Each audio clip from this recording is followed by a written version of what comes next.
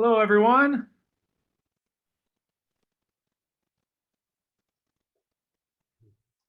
All right. Thank you, everybody, for joining us for the 2022 Kindergarten Open House. My name is Chris Russ. I'm the Director of Communications here at St. Thomas, and I also have a first grader and a second grader who attend St. Thomas. And I can honestly say that as a parent, sending my kids to St. Thomas was one of the best decisions that I ever made. Since my children have joined St. Thomas, our family has grown in wonder and curiosity and joy, and most importantly, in faith. So I would like to start out today's open house by playing a brief video from our pastor, both the school and the parish here, from Father William Ashbaugh. So let me get that video all queued up for you, and then we'll have a message from our pastor. Mommy, the cycle feels so good. Is it? I'd like to welcome all of you to St. Thomas the Apostle Classical Catholic School Open House. My name is Father Bill Ashbaugh. I'm really blessed to be the pastor here at St. Thomas the Apostle School and Parish. And it's one of my favorite ministries, the school. I just love seeing the kids grow and the joy that's in them. We celebrate Mass every day here. And the noon Mass in the particular ways, we have the children join us for that parish-wide noon Mass. And the kids, that's one of my favorite Masses because the kids' hands go right up when I begin the homily. They want to participate, ask questions, why? When I talk about something, they'll, what does that mean, Father? And there's always this sense of wonder in them, wanting to know, wanting to hear the good news in a sense, and to learn more about our faith. And that's primarily the mission of every Catholic school, that we're here to help the children come to know how much they're loved by God, that they're made beautiful in God's image and likeness, that we are here to help them follow Jesus as they grow up, and to discover the wonder, the truth, the beauty that God has filled the whole world with. This is really the essence of a classical Catholic education. We recognize that all the subjects are connected by God Himself, that all learning will lead us back to the ultimate truth of God, who God is. So we really do hope that you'll take a look at our school and consider it for your own child. Our legacy here goes all the way back to 1868. We've been here ever since. We certainly want you to enjoy this open house and take part in it. And we'd love to have your children come to St. Thomas the Apostle Classical Catholic School. May God bless you. All right. So that was Father William Ashbaugh, our pastor here at St. Thomas. For those of you who just joined us, thank you very much for joining us. Really appreciate taking the time. Over Zoom, playing video clips, the clips we're going to be watching today, that can be a little dicey sometimes. So all of these clips will be available afterwards as well in higher definition. So thank you for bearing with us if anything's a little bit choppy here. Today, we're going to watch a video tour of our kindergarten classroom. And then we're going to get to meet Mr. Petriga. Both my son, Michael, and my daughter, Michelle, went through Mr. Petriga's kindergarten classroom. And for me personally, when we toured St. Thomas and got to sit in on Mr. Petriga's classroom, we saw the science experiments he was doing. We saw how wonderful he was as a teacher. That really convinced me and my wife and also my kids that they really wanted to go to St. Thomas. So every day dropping the kids off for kindergarten here at St. Thomas, they were fired up, they were excited, they couldn't wait to get in there. So thank you so much, Mr. Petriga, for creating that awesome environment for my kids and for everyone's kids here.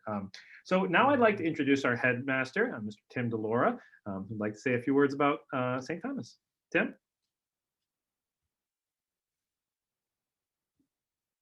I think you're muted there, Tim. Thank you, Chris. Thank you, Mr. Petriga. Thank you, parents. Welcome. It's a real pleasure to be able to introduce our kindergarten, Mr. Petriga, and our classical Catholic. I think the word to use is culture. I get asked very frequently, so what is a classical education? What does it mean to offer children a classical Catholic education? And actually, it's difficult to answer because, again, classical education really is a culture. It's a combination of not only what we teach, but how we teach it and why we teach it. And all three of those dimensions of education really come together in each classroom and in the school as a whole. And I think one way of making a distinction between many of the opportunities that parents have to educate their children, the schools that are there, is that in many schools, a child is understood as a vessel to be filled with knowledge. And in a classical education, in particular, a Catholic education, a child is understood as coming to us indeed as made in the image and likeness of God. And in that nature, in that particular human nature, a child is looking for something. A child is in need of something. They are not a blank slate. They are not an empty vessel. In fact, they're looking for God. They're looking for that original after which they are an image. And we seek in a classical Catholic education to really engage the student in that seeking that they are naturally living out. And when they begin to find it, when they begin to have that interior need to encounter uh, those transcendentals, we call them, the good, the true, and the beautiful.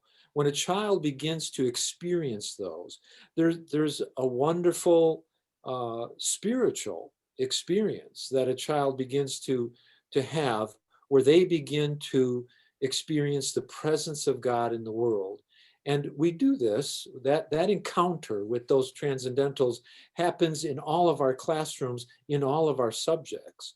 And Mr. Batriga indeed is a wonderful example of a classical educator, a classical Catholic educator that works hard to see in advance the opportunities, the questions, the connections that allow those three, the good, the true, and the beautiful, to be experienced by a child. And that's the special call of a classical Catholic school, and in particular, a classical Catholic educator, is to be that bridge between a child's innate longing to encounter those and their presence in the magnificence of the world the Lord has created around and within us.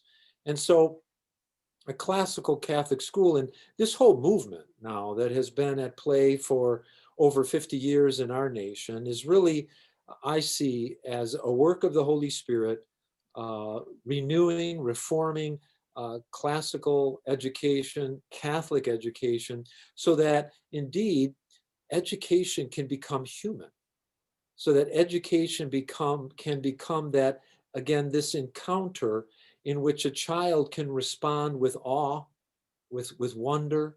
Indeed, our motto at St. Thomas is nascantur in admiratione in Latin, which means let them be born in wonder.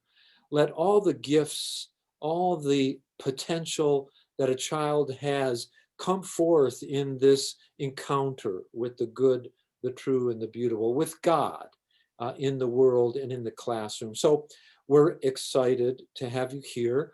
We're excited to have you meet Mr. Batriga and consider being part of what the Lord is doing here at St. Thomas. So welcome, parents. Please take advantage of the opportunity we have to answer your questions. And Mrs. Laura Steffi will also share on how you can come by, have a tour, and learn more about what the Lord is doing here at St. Thomas. Welcome to our open house. Thank you so much, Tim. So yeah, we have a video tour of our classroom that Mr. Batriga has prepared for us. It features class pet Constantine the turtle. So that was my favorite part of the video. So we're going to play that video. And then after that, we're going to open it up to Q&A. If you have any questions, feel free to just shout them out. Also, if you wanted to type any of those questions in the chat as well. So let me get that video all set up for you folks.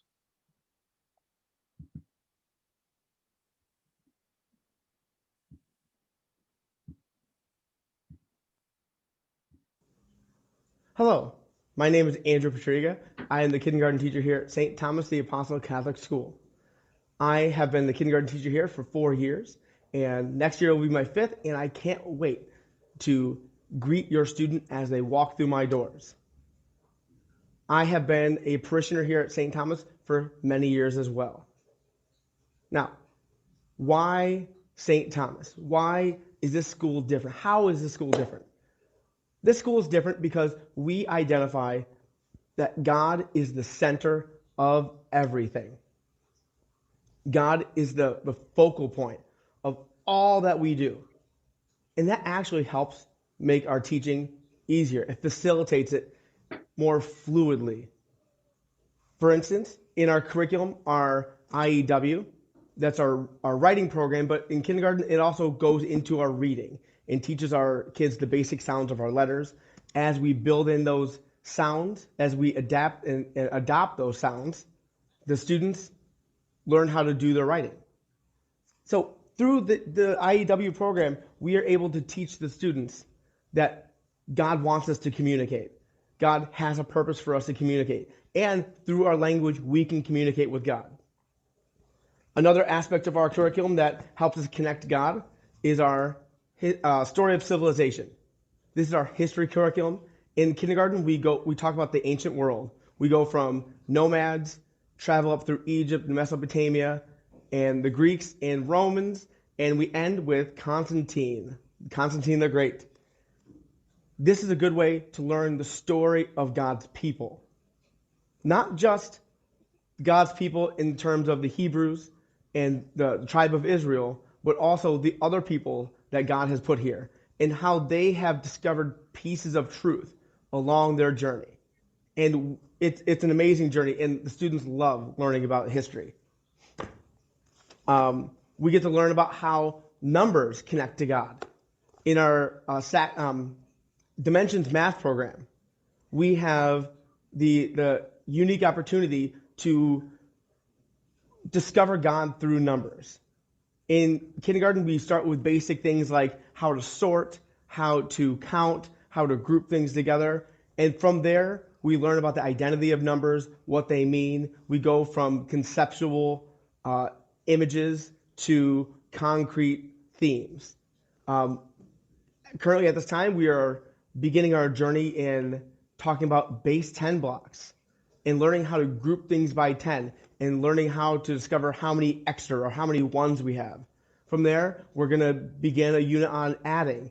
And all that, again, connects to God. It's God revealed through numbers. Our religion program obviously has a nice tie into God. We are learning about our faith, and we're learning first about how God the Father is the creator of everything. Everything that we have came from him. Then we dive into the identity of Mary and why exactly is Mary special? And that is an amazing journey for the kids to take. And they walk away with just a new vision of who Mary is. She's not just Jesus' mom. She is so much more. Then we talk about Jesus and the lessons he teaches us. The final units are about the Holy Spirit and how the Father, the Son, and the Holy Spirit come together in a beautiful Trinity. And that is an amazing journey that the students take. Our science is another great way to connect to God. We discover God through the things he's made. Through the things that we discovered God made in our religion, we then have experiments. Having hands-on experiences with simple materials like wood, paper, fabrics. We learn about trees and nature. We learn about how things move. So that is another fascinating time for the students to kind of just experience and get the hands-on experience of science and just God in nature. Another aspect of our reading and writing is our letters and sounds by Abeka. With this, the students really practice their sounds and long vowel sounds, short vowel sounds, and just piecing together those words, those basic words at first, the CVC words, and then we move on to a little bit more complex words, and we start building sentences. This is still our math, and these are the workbooks. They're very beautiful. They have nice colored pages, and it really is a good resource for the students to kind of encounter numbers and encounter God through numbers. So let's take a quick journey around the classroom, and you can see firsthand all the wonderful things that we have. First, we have our what we call keyword outlines. It is just a quick way to teach students how to break down sentences, take apart the parts that are important, and then we form it into an outline. And from there, the students can build new sentences. This is something that is happening in kindergarten here at St. Thomas. It seems like it's something that is way out of the league of kindergarten, but our students are doing it and they're loving it. At first, they have this reaction of like, oh no, that's too hard. But we have set that bar high and our expectations are set. So the students strive and they work hard and they learn perseverance and they're working through the virtues to get to those goals. And they do a phenomenal job doing that. We have our calendar that we do every morning. We talk about what we do in the day. The students develop patterns. We are working through our 100s. And we're building up to 100s day. We teach handwriting. This is an example of just a poster that shows the students just to remind them how to sit right, how to hold the pencil right. We have high expectations also with handwriting. And this is something that when the students come in, they are scribbling a lot and they are, just kind of holding the pencil like a fist. And we take them and we guide them and we correct them until the students actually have better handwriting than me. And it's phenomenal. I just had a parent email me this morning that said, thank you so much for everything you're doing. My son's handwriting is better than mine and my wife's. And I thought that was hilarious. We have our liturgical calendar where we plot out and we look at what days of the church year that we are celebrating. This is also part of our IEW, is breaking down and discovering verbs and finding different synonyms for verbs. And down here we have our adjectives, finding synonyms for our adjectives. We have some more adjectives and verbs. Over here we have our pronouns. The students are learning the pronouns.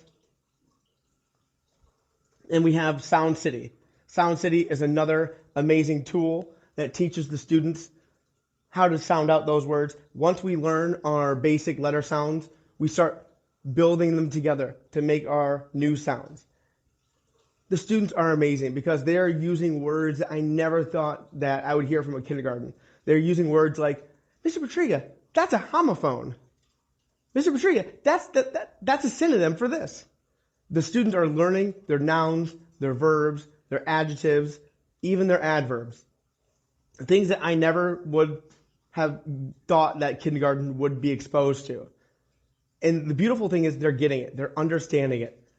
They are doing such an amazing job because, again, God is the center. And once that center point, that focal point is recognized, everything else falls into place. And it's truly beautiful. And last but not least, in our classroom, we have our good friend Constantine. He is our class pet. And he is there to love us and to entertain us. Good times. Thank you for joining me. And I really hope that you give St. Thomas a good look because we offer something that is so unique, so different than any other program that you might find out there. So thank you very much and have a good day. Yes, we should be all set. Yeah. Very All right. So any of those questions can be recorded as well. Yeah, I see a hand. Yeah, is it Katie? Yes, hi. And thank you so much for the presentation and the great work you're doing. It was really cool to hear you guys do poems and recite them. That's amazing. So I heard you say Spanish as a language option. Are there any other languages they get exposed to in kindergarten or in the lower school? Well, in kindergarten, it is just Spanish, but in the upper grades, we do have Latin classes. Cool. That's Yeah. great. Okay. Thank you. You're Yeah, I welcome. know that even in first grade, my kids started memorizing Latin prayers and things like that, and started learning a little bit about Latin roots. And I think, and Tim, when is it that Latin kicks in full time as kind of a special? I know they start learning parts of it earlier. 5th grade. 5th grade. Yeah, so it would be in our upper school.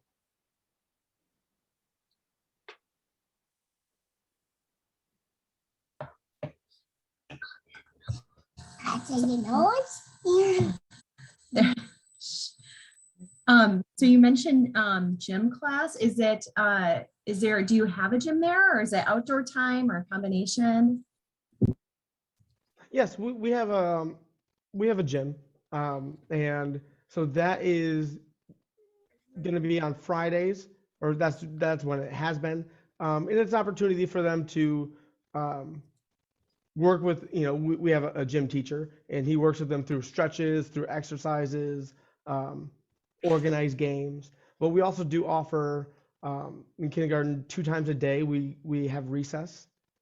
And so, that's an opportunity for the students to go outside and just kind of have some more, free time, some free play, physical activity with each other.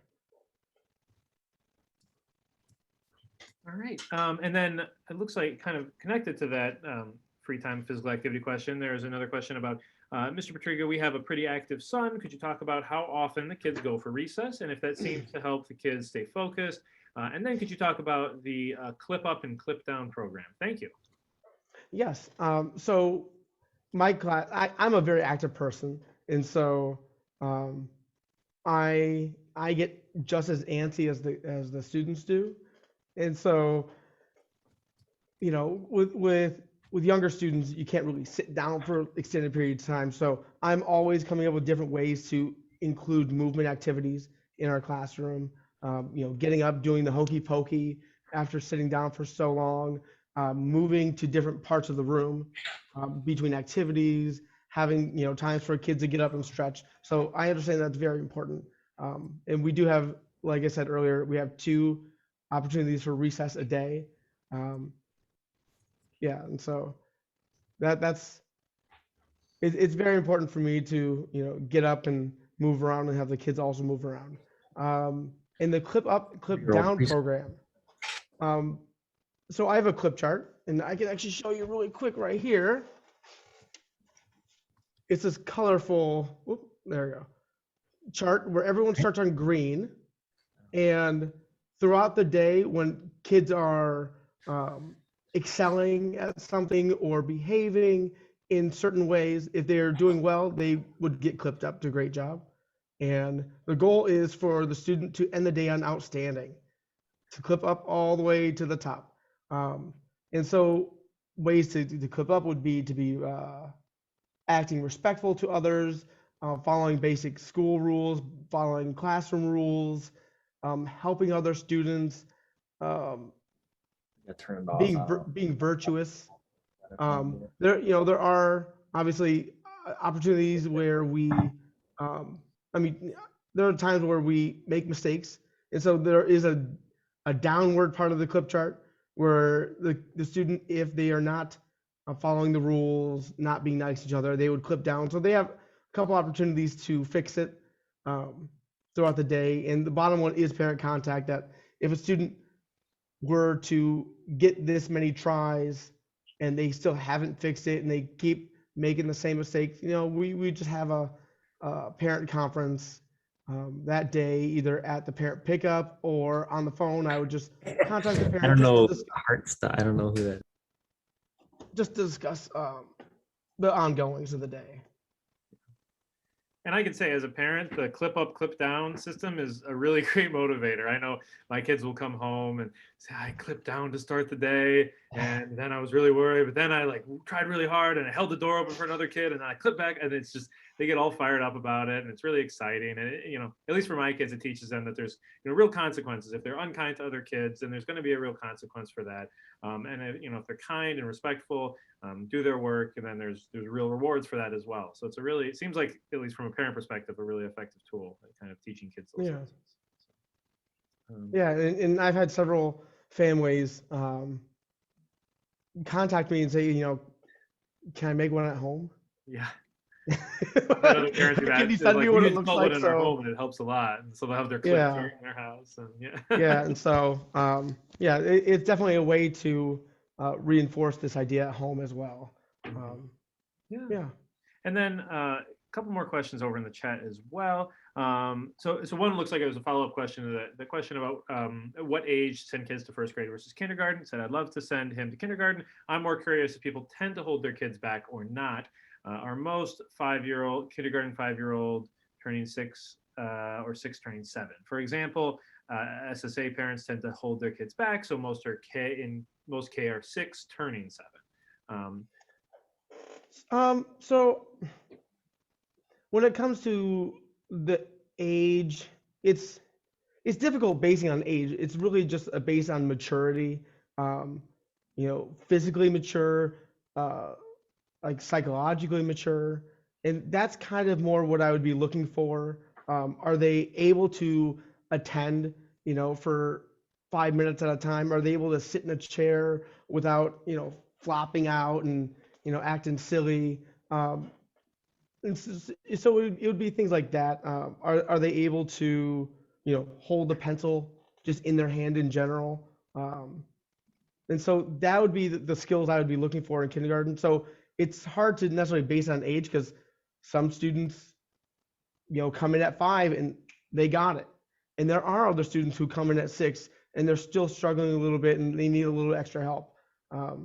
But we do have students that just turned 5 coming in. We have students that turned 6 in kindergarten, and I've had a couple students that turned 7 in kindergarten.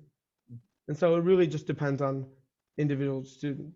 Yeah, and from my personal experience, so my son is a September birthday. We could have sent, so he was, I guess, old for his class when he started kindergarten. We could have sent him, he could have sent him a year earlier, but we chose not to. And he wasn't even I think there was 3 or 4 kids who were older than him in the class as well. And so he didn't feel like he was too old for the class or anything like that. And then like my daughter's a little bit more on the younger side in terms of the school year. And so I was kind of worried on the other end that she couldn't read anything at that point. I didn't know if she would be ready yet. In both cases, Mr. Petriga crafted a really good curriculum that kind of accommodates where students are at. And they both felt very welcome in the class. So and I think it was either Mr. Petriga or Tim, like one of you said, if you want to come in and talk about it, kind of go look at the curriculum, get a packet of information, kind of assess where your child's at and what you think is best for them. That was really helpful for us when we came in and had a tour. And I could mention too that as Mr. Petriga was mentioning, the program is quite strong and rich. And so older students sort of are engaged in an appropriate way and encounter a healthy challenge. And so we're finding that 5-year-old students generally are able to step up, and through an incremental growth under Mr. Petriga's, progress through the early months of the school year, they're able to remain engaged in the program. But an older student is certainly challenged and goes through a very healthy development themselves as well. I see a follow-up to the recess question. How often do children go outside? In the winter time, I still take the children outside. It's kind of a challenge with getting them faster at putting on their snow gear. In the morning, we generally have an indoor recess, but in the afternoon, we always go outside. So at least in the winter, we go outside once a day at minimum, but in the spring and the fall, it is twice a day outside. Looks like another question too. Um, I'm wondering the best things we can work on at home during the summer to best prepare Jackson for the change in daily routine skill sets in comparison to fourth-year-old preschool. I would suggest um, having Jackson take on some responsibilities in his daily routine, having expectations of, all right, this is an assignment. Doesn't necessarily have to be a paper assignment, but something like you have to clean up your toys, and I expect this to be done by this time. Set a timer, um, and just kind of getting him the habit of like, all right, this is our routine every day. Setting up routines, um, maybe even blocking up sections of the day where you would do, play here, um, help mom or dad with this at this time every day. Just kind of understanding the organizational foundation of a school day. Like we'll have lunch every day at this exact time, and then after lunch we'll have a recess, and then we'll come back in, and then we'll do a little bit more work. Um, I just think building that foundation of of a school day is important. Waking up at a certain time, learning how to wake up to an alarm. You know, some students in the beginning of kindergarten, you can kind of tell that this is the first time they've had to wake up so early every day at the same time. And they struggle at the beginning, but then after a little bit, they get used to it, and they come in excited, happy, ready to go. I could also add that probably one of the most powerful on the academic side, those are great suggestions, Mr. Patriga, uh, is also to read out loud to your child every day. And they're going to be developing um, the capacity to listen, to attend. As you do that, they're going to be exposed to vocabulary, turns of phrase. They're going to be exposed to words that are going to become a certain landscape, interior landscape that they may not be able to invoke on their own, but when they do encounter them, that's going to be a very strong reinforcement.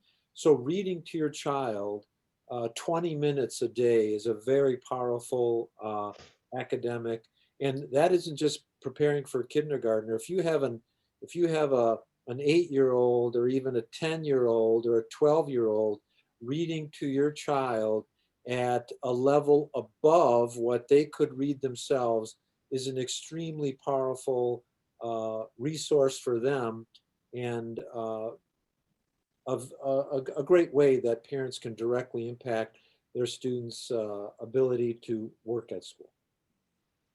In addition to what Tim just said, um, offering a print-rich environment with even just having words on the wall. Maybe you could label your door with the word door.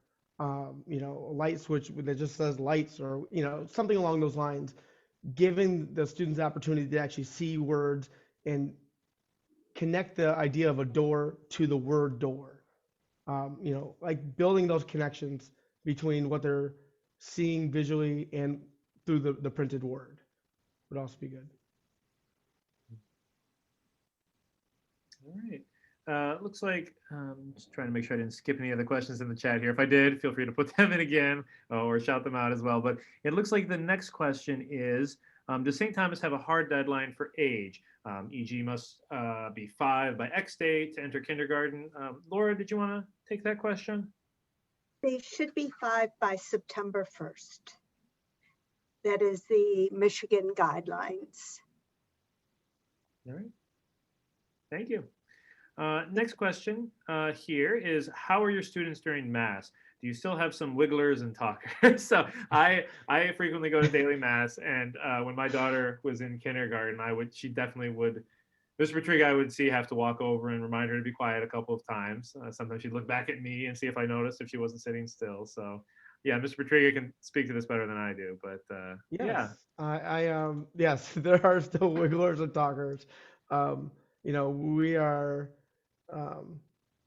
preparing the students for a lifelong um, faith-based life, and so we can't expect excellence on day one. So, it is a process of, getting them to first just understand that God is present. And then through the school year, we introduce different aspects of the Mass. Through Catechism of the Good Shepherd, they learn about the different parts of the sanctuary, the altar, and the tabernacle, and all the other different pieces. They do take tours of the sacristy, and over time we build reference for all those aspects. So yeah, some students take to it quicker than others, but again, we are preparing them for a lifelong relationship with God, and it takes time for some people. Yeah. So wigglers and talkers exist, even adults are wigglers and talkers. And I noticed my kids going to the daily mass, for kindergarten on Wednesdays and Fridays, really helped them kind of learn obedience, learn reverence, and help them when we would go as a family on Sunday as well, especially with those tours of the church and in the religion class, learning what all the different parts of Mass are. That helped as well. They had a sense of, what the consecration was and what was happening, the reality of the situation when that was happening. And it was really beautiful to see them kind of increase in reverence and understanding and prayerfulness, even at a young age like that. It was really awesome. So thank you, Mr. Patriga. So that helped our family a lot. Yep. Looks like next question is, does kindergarten have homework, spelling, or weekly sight words? So we do have homework. Sight words are going to be coming in I would say the second half or last quarter of the year, after we've developed those sounds.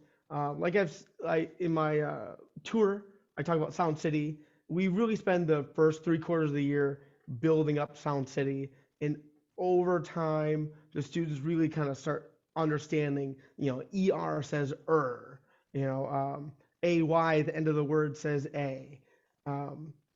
And once they kind of are able to piece those parts together, the reading skills just explode. I'm getting to the point of the year where I'm having a lot of my early readers really just exploding with I write words on the board, and they said, "Oh wow, that says this."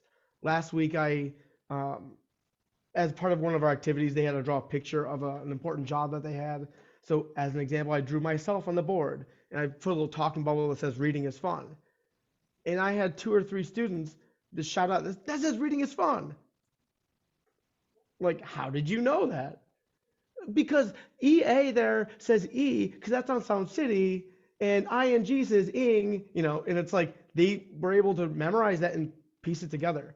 So we save the sight words to the end of the year after they've developed all the phonemes.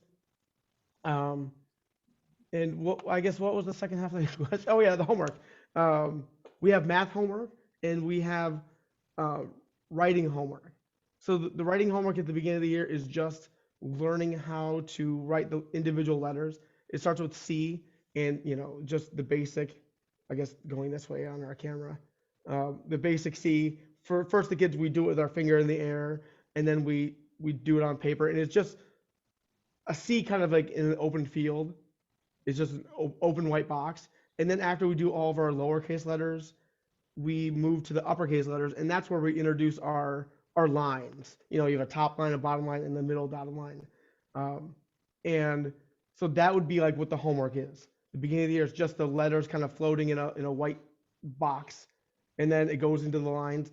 And now this part of the year, we actually have the students doing copy work, where they are copying full sentences and learning about punctuation, spacing, when to use a capital letter, and things of that nature. And so that's the homework that we usually see, is writing homework and also math homework. Thank you. Well, we're unfortunately kind of running up on the end of our time here. We have our lower school open house starting at 3 o'clock, so we've got to kind of get going on that one very soon here. I just wanted to say thank you to everybody for joining us. Thank you for taking the time to do this. If you have any additional questions, if you want to learn more about the school, Laura can actually say a few words now, kind of about what the next steps are going to be and how you can get in touch with us if you'd like to learn more. Well, thank you everyone for attending. And as you can tell, being in kindergarten with Mr. Patriga is one of the most exciting things that a a child can have. He makes learning so exciting. I had a little one the other day that didn't feel good and came to the office, and I said, oh, we'll call mom and have her pick you up. And she said, but I don't want to leave. I want to stay. Even if they're sick, they want to stay in kindergarten. So thank you again for coming. The next step would be, if you are interested in finding out more, please email either Mr. Delora or myself, and Tim will send you some information to get you better acquainted with our classical education. You can read over that and then give us a call back, and we'll have an opportunity to schedule you a meeting one-on-one with Mr. Delora. He can explain further on what classical education is and how your child will learn to grow and be connected with God and everything around them better. And he'll take you for a tour through the school and give you a packet of information. So everyone will be getting an email soon, or you can call me at 734-769-0911, and all contact information is on the website. Thank you. Yeah. Tim, any closing words you'd like to share with us? Well, again, thank you everyone for just your interest. And I very much again repeat Laura's invitation to get in touch with us to learn more.